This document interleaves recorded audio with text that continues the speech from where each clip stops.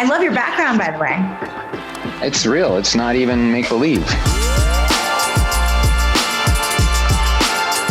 Everybody, I'm so excited to have you here. Welcome to our Follow Your Gut series with Daina. We are really interested in unpacking gut health and everything that gut health does for us. By the way, it's so much more than just digestion. And we're bringing in experts from all over the world to help us understand and unpack and deconstruct gut health. Today, I'm very excited to have Dr. Patrick Hanaway with us. He's had a whole robust life of experience that has brought him here today. But you should know he's a board certified family physician that practices in Asheville, North Carolina with his wife. And, I think what's interesting is that in his long experience of practicing medicine and even in his own personal journey of medicine, he's come to realize all that is about gut health. So we're going to hear about that today. But before we let Dr. Hanaway introduce himself, I have a fun question for you. I'm going to always open up with an icebreaker. I'm excited about this one. Okay, Dr. Hanaway, if you could pick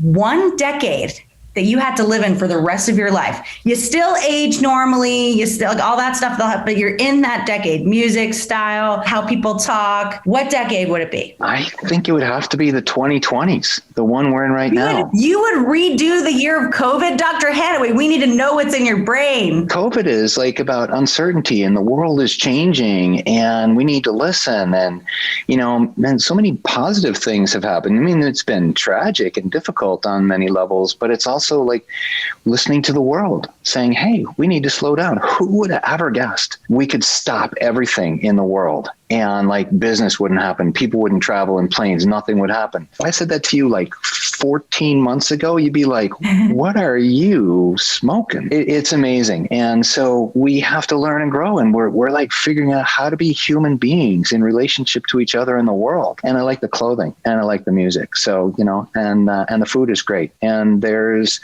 Health-Ade kombucha, so what more could you ask for? Okay, very good. I feel like that was the best response I could have imagined. I, sir, was picking the 90s for sure, but I actually feel a little humbled by your answer. And I guess you're right. We did learn a lot last year and there's no better time than now to be alive. So it's good perspective. Okay, so why don't you introduce yourself, Dr. Hanaway? Let us know a little bit about how you got to be in this seat right here in Asheville. Tell us about you. I was one of those little kids who wanted to be a doctor. When I was 5 years old, I had the microscope and the visual anatomy thing. And I always wanted to do that. When I went into medical school in my 20s, after, spending some time as a ski bum in Utah and traveling and living in Yellowstone National Park for 6 months, I went to med school and I thought that I was going to learn about health and healing and how to keep people healthy.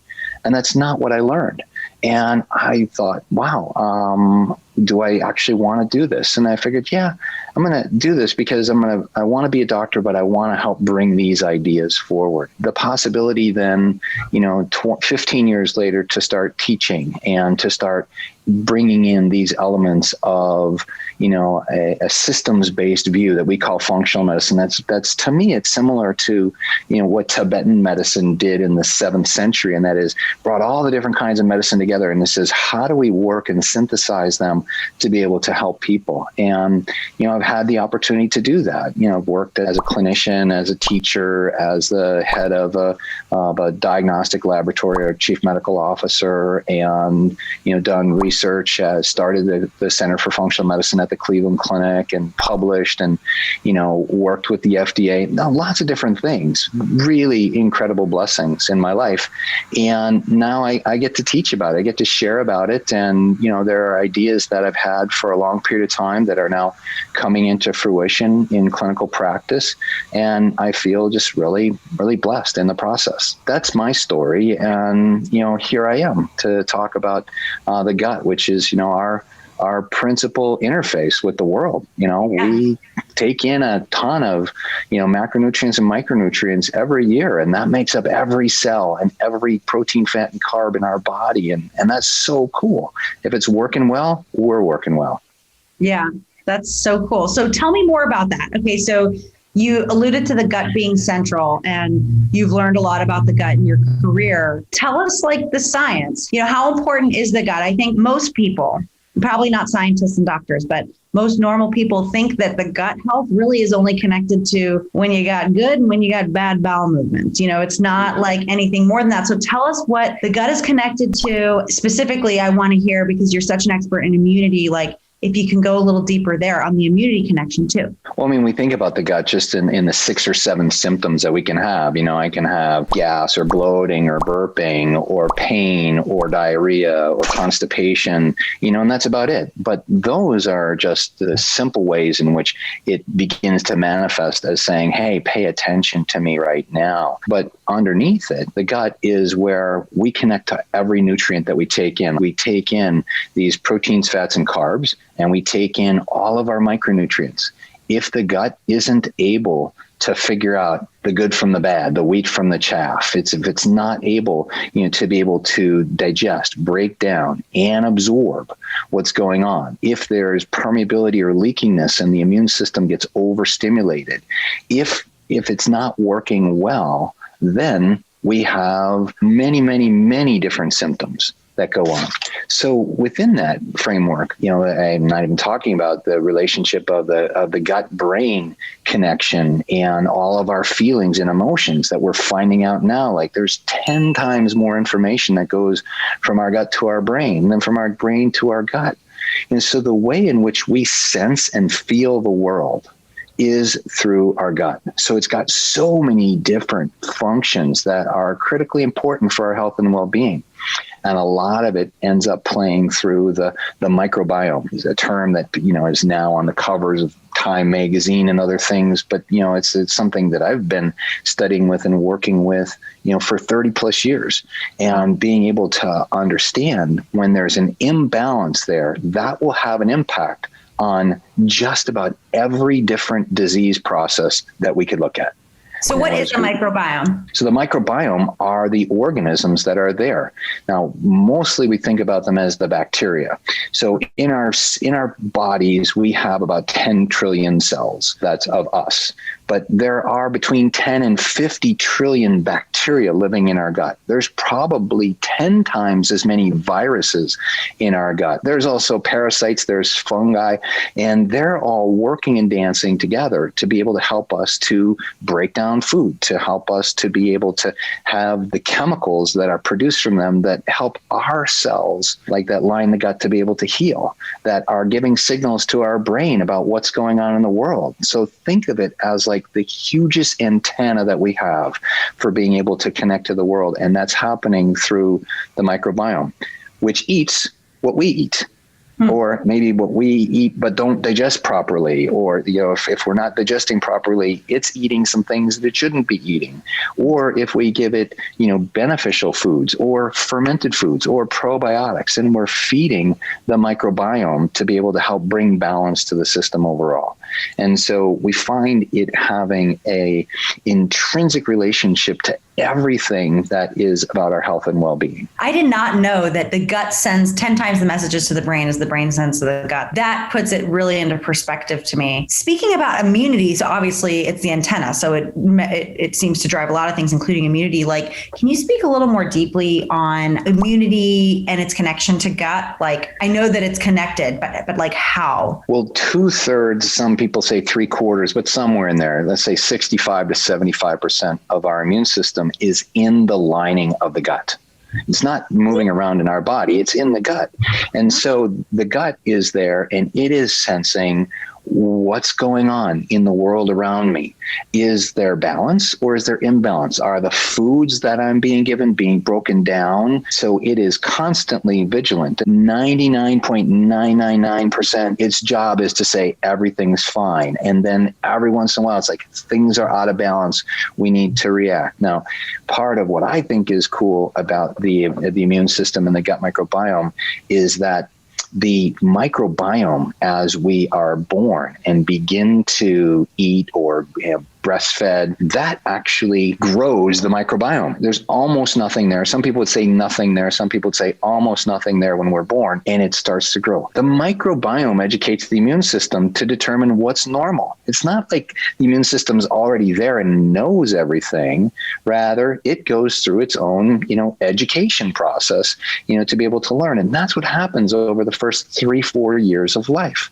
So if we're introducing with foods that are, ultra processed foods or things with lots of sugar or lots of chemicals, then we're going to be educating the immune system in a not very good way. And we're setting ourselves up for recurrent infections, fatigue, irritable bowel syndrome, alterations in the very early ages, with our infants, with colic. If we've got a child with colic, 9 out of 10 chances are that it's because their microbiome is altered and they need something to help their microbiome. So we find these symptoms happening very early on. The interrelationship between the microbiome and the immune system is essential. In fact, we even found there are specific subsets of microbiomes that put people at significantly higher risk for COVID-19. So what do you test, like the fecal matter or something like that to see if that person is predisposed? Those are all in research at this point in time, or at least the relationships of being able to define the specific subsets. But what we see is that people who have altered microbiomes in their gut, they also have altered microbiomes in their lungs, and they are at a higher risk for having pneumonia and hospitalization and doing really poorly. That just gives you an example. One immediate example of the interrelationship between the gut microbiome and the immune system. Wow. Okay. Obviously, we can't do anything about how we ate when we were born, but we're all adults now and somewhat in control of what we eat. Can you reteach? Can you re-educate your gut or your immune system as an adult? Yeah, that's the cool part, because what we thought was what your microbiome was when you were 3 or 4 years old is what it is for the rest of your life. And it is if you keep eating the same food. But if you change the food, you can literally change your microbiome in 24 hours. 24 hours. That's so cool. It happens that fast. Now, the flip side is that, if you eat, a great diet and you do this and then you fall off and you start eating, pizza, drinking many different kinds of, carbonated beverages or, things like that, then you can actually make it worse again in 24 hours. It's a dynamic process that we have to, stay on board. Now, none of us are going to be on the wagon with our food choices every day, every minute, every hour. So really we time average it and say, how am I doing with my diet? Am I eating a diet that is going to focus on whole foods, lots of plants, plenty of color, lots of diversity? Like, can I eat 30 different kinds of vegetables in a week?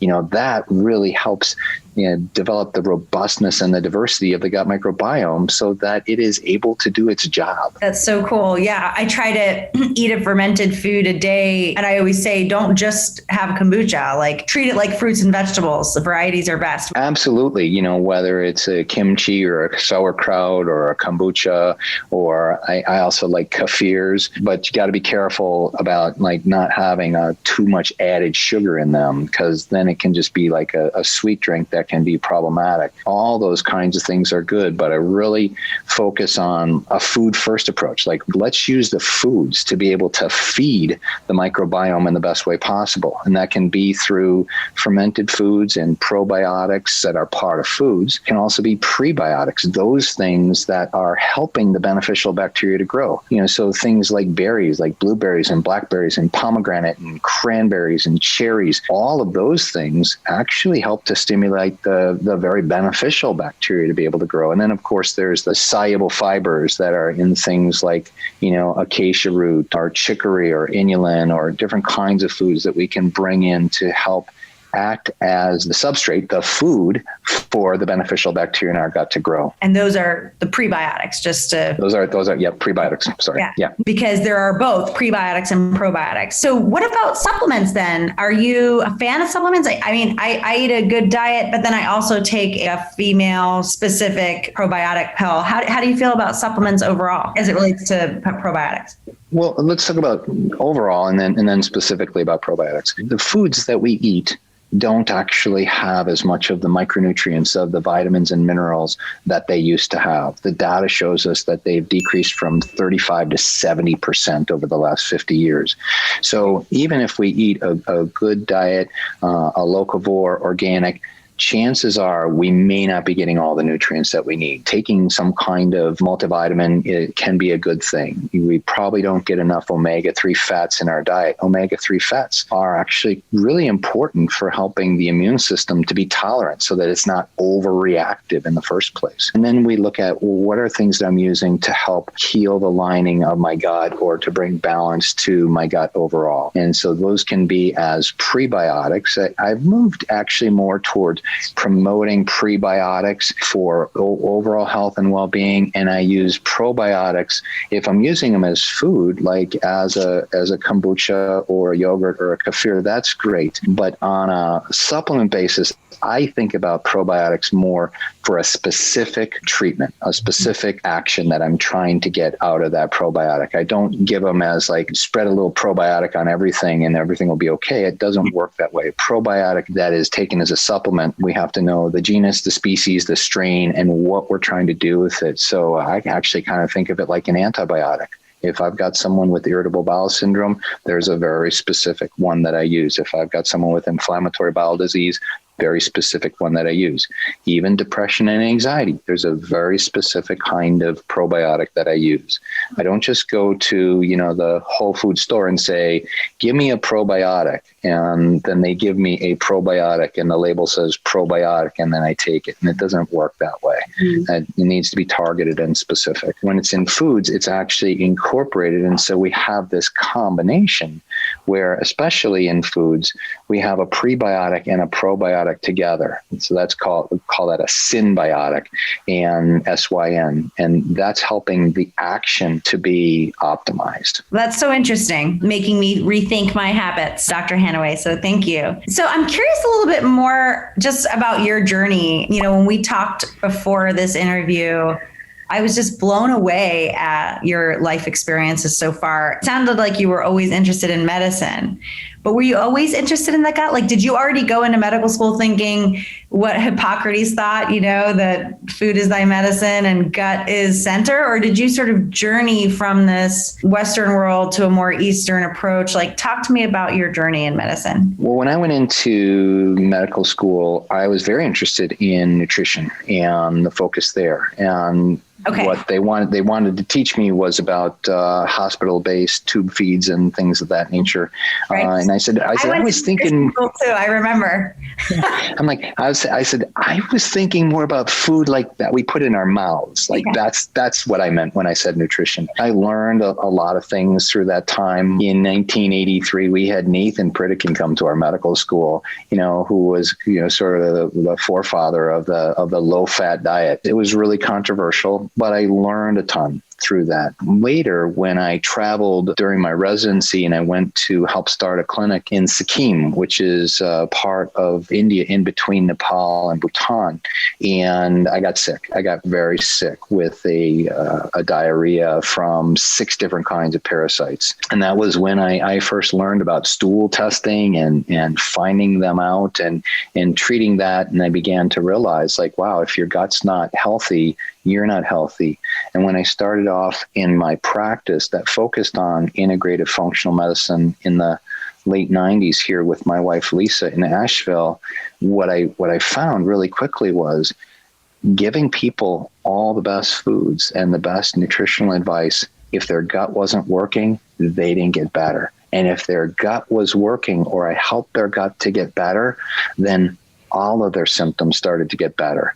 And so I realized, I got to go there first and be able to help the gut. And that was when I really got more deeply into understanding about digestion and inflammation and the gut microbiome and intestinal permeability and the gut-brain axis, and have been teaching that through the Institute for Functional Medicine for the past almost 20 years now of helping practitioners to understand how to bring balance to the gut as the first step for most patients, not every patient, but the first step for most patients in their journey of healing. That's so cool. It really resonates with me that the gut would be central and first.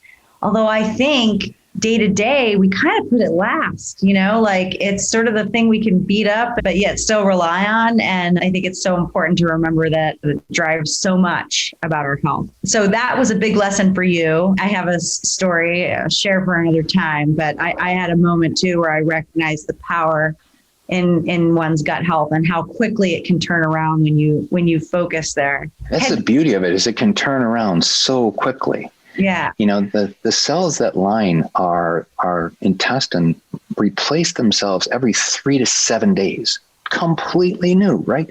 It's only one single cell layer thick, and it's completely new in 3 to 7 days. So that means, wow, you can turn it around really quickly. So in your life, that was the moment where you really kind of opened your eyes to it. And it sounds like since then have really focused on gut health and its critical impact on the rest of your body. So then do you just have like a perfect diet? If I were to look at your insides, would it be like, wow, Dr. Hanaway, we should all be more like you? Or have you ever had to heal yourself through your own practices and lessons? Over and over again. So, I would say that, if you look at my gut microbiome now, there's some specialty kinds of testing that I do fairly regularly, and it's got pretty good diversity and is pretty robust now at this point in time. I can tell you overworking, commuting from Asheville to Cleveland, which is that's a long commute, and working too hard and not getting enough rest and being on airplanes. And, I gained a bunch of weight, about 25 pounds more than I am right now. And I developed some insulin resistance and realized, I need to, walk the talk. And began to really shift the diet at that point in time. It was great. And I was feeling like, okay, I got this. And then, about 2.5 years ago, I was diagnosed with stage 4 laryngeal cancer. It's like, oh, wow. And they put that stage 4 in front of the diagnosis. You're like, wow, I could die, more than half of the people who get this die. So then it's like, okay, now I got to get super serious about this. And fortunately, I had some experience with it, but, dived into understanding more about fasting, more about intermittent fasting, more about fasting with chemotherapy, more about the microbiome as it relates to cancer. And then I had to take that, and it's sort of funny that I mentioned tube feeds back in medical school, but then I had to apply it to tube feeds because they had to put a tube in my stomach to help me to get calories. And so all that had to happen. And, I'm very fortunate, did radiation therapy and chemotherapy along with nutrition and acupuncture and functional medicine, and even, working with an indigenous healer to do all of those things to help bring balance back to my system. And that being said, Daina, I did really well. No evidence of disease 2.5 years out. And yet, even with COVID, all of a sudden I'm like falling into old behavior patterns of eating, feeling sorry for myself or being at home, blindly, unconsciously walking to the refrigerator or to the pantry. It's an ongoing process for all of us. And it gives me a lot of compassion for my patients, who are working, and that's why I say, when I was talking to someone just this morning about it, I said, you're not going to be perfect with this. The goal is not to be perfect. The goal is to do your best. And when you're not doing your best, to be aware of it and to ask for help and to say, okay, have some compassion for yourself in the process. I guess I've had the chance to heal and to continue to learn. It's an ongoing process. Well, from where I sit, you look like the pillar of health, and congratulations on, getting out of that so well. That's so huge. We are a work in progress. I believe it always, all of us. And I think that brings you probably a real profound wisdom that, not everybody can have. And that makes you a better doctor, I'm sure. Thank you for sharing that. I guess this is sort of making me think, like, were there signs? I mean, you had said you had gained some weight and you were, engaging in repetitive behaviors that you knew weren't good for you. Stress, overworking, commute. These are all things probably people listening are like, What are some signs, early signs, that just normal folk can know that our immunity is off track? I mean, maybe there's an obvious answer to that, like you're getting sick a lot, but are there other signs? And then also, like, for our gut health, are there signs that we can just know whether we're on or off track with those two things? Well, it's if you're getting sick all the time, but some people will have really strong immune systems and don't have a reactivity to things going on. I didn't have recurrent infections that were going on, fortunate in that way. But for me, it was waking and, not paying attention and then having some changes in my bowel movements. Once you have a significant parasite infection, I believe you have them for the rest of your life. And when I would eat out of balance, then I would have, loose stools. I would have a problem. And to me, that is the signal of what's going on. Are your bowels doing okay? You should not be having bloating after you eat. You should have 1 to 2 well-formed bowel movements every day, and you should feel satisfied when you're done having your bowel movement. And that's it. And it's that simple, and yet that's pretty uncommon. Mm-hmm. Most of us don't have that kind of regular frequency and normalcy of having bowel movements. That's going to tell you what's happening with your gut. And if that's going well, then you're doing well. If you're having, bowel movement every 2 days, or you're having more than 2 bowel movements a day, or they're loose or they're runny or they're hard, then that's a problem. And that's telling you that that's what you need to do. And, when we look at what are the things that are going to have the biggest impact on health overall, it's like eating whole foods, healing your gut so that it's working properly, and finding balance in your life. Like, those are the big things. And we all know that at some degree, and we'll dance in and out of that over the course of our lives. And the key part of that is just keep dancing. Yeah. Just keep dancing. The yin and yang, right?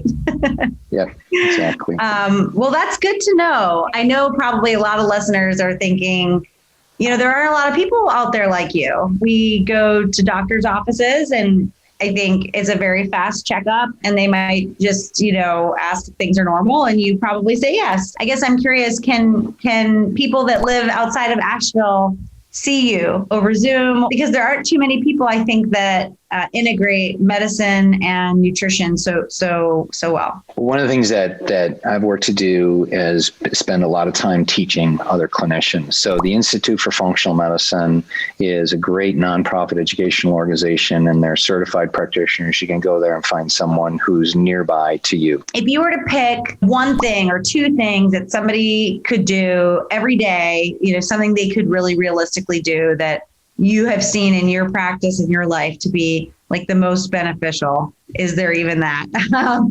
What would you say? Like, what are the top things? I said it a little bit ago, but a whole food diet.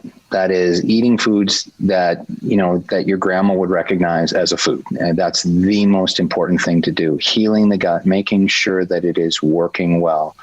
So just monitor yourself. If it's not working, on how do I help to heal the gut? There's a number of different parts to that, and working with someone who can help you with that process, whether it's a nutritionist or a coach or a functional medicine doctor. And then finding balance. An example would be spending time in nature, or, being able to find some way so that your life is not out of balance. And that was a thing for Daina, for me, with cancer. It's like cancer is growth out of control. Like, I recognized, okay, I'm doing something in my life where things are out of control. How do I really look at that and be able to find, well, where's the balance inside? What's out of control, and how do I find balance in that part of my life? Wow. Yeah. Balance is such a repeat lesson for me too. But I have found that when I have balance, I am the happiest. When I have balance, I am the healthiest. So for sure connected. Anything else you want to share? Anything else you want people to know that we didn't talk about? Oh, there's so much, but the beauty of it is that to heal is to make whole, and we all have the opportunity to be able to do that. Wherever we are on the spectrum of illness to wellness, we have the opportunity to be able to improve ourselves and to be more whole and to be able to help other people, through that process. We need each other. We need communities, in doing that. And so the reason for, my desire to do the work is to be able to help other people so that we can all grow together as a community. We're so grateful that you're doing that. I have learned a lot. I know our listeners have learned a lot. I like to close out every interview with the same question. As you know, Health-Ade's tagline is follow your gut. That means so much to me. And I'm curious what it means to you when we say follow your gut. What's it? It's that aspect of gut feelings, of knowing, like in my gut, when I'm listening to my gut, I know what things I need to do to care for myself. I don't always listen, but more and more I'm recognizing that when those gut feelings arise, they're telling me that it's essential information for me to be able to optimize my health and well-being and to be able to continue to do my work in the world. Like I said, not always easy to follow, but following my gut is really about following my gut feelings. Yes. Follow your intuition. It's telling you something, right? Love that message. And that is part of the intended message for Follow Your Gut too. We started this business 10 years ago with no experience and had to rely a lot on intuition, there being no guidebook. And so it really felt more like a business mantra to us as well, not just, follow your gut to probiotics. So anyway, thank you so much, Dr. Hanaway, for your wisdom, your knowledge, sharing your story. I learned so much about the gut. I'm looking forward to airing this, and I can't wait for everybody to hear your story. Thank you so, so much. Wait. Don't you have one more question? Do I? Oh, what's your favorite flavor? Yeah. All right. So you love kombucha. Okay. We're going to finish on something light. You're right. Thank you for prompting me. I should be the one thinking of that. I'm just so bored. And I really, everything you spoke today, I'm like snapping my fingers down below the desk. Okay. So you drink kombucha, you drink Health-Ade. And by the way, people listening, I didn't actually know that before we reached out to Dr. Hanaway. We were just looking for the best experts out there. And it just turns out he's got our kombucha in his fridge. So what's your fave flavor? I got a new one. The one I've loved all along. When I first started trying it about 3.5 years ago is the ginger lemon. And then I would use the cayenne cleanse every once in a while for like a zip for a pop. But the Health-Ade Plus, the new one, the immunity one, because of the ginger, look, they all have ginger in them that I've just mentioned. I love the ginger in there because of its so many different beneficial effects, anti-inflammatory, antioxidant, helps with pain, helps with digestion, all those things. But the immunity has got the super big dose of turmeric and a little bit of black pepper, which helps to activate the turmeric to be able to do its job. So it's the Health-Ade Plus immunity is my new favorite. I love that one too. Can I tell you where that was inspired by? I mentioned before the talk, I'm Lithuanian. And Lithuanians are very, connected to nature. Their roots are all pagan. So, when you're sick, your grandma brings you a shot of, turmeric, ginger, and black pepper. And that was what I always got when I was sick. So anyway, I remember when we were embarking upon immunity, I'm like, we have to make the Lithuanian version of this. Anyway, so that's where it all came from. Glad you love it. I love it too. If you guys love turmeric and ginger, that's the one to get. Awesome. Well, thank you so much. And thank you for reminding me I forgot a very important question.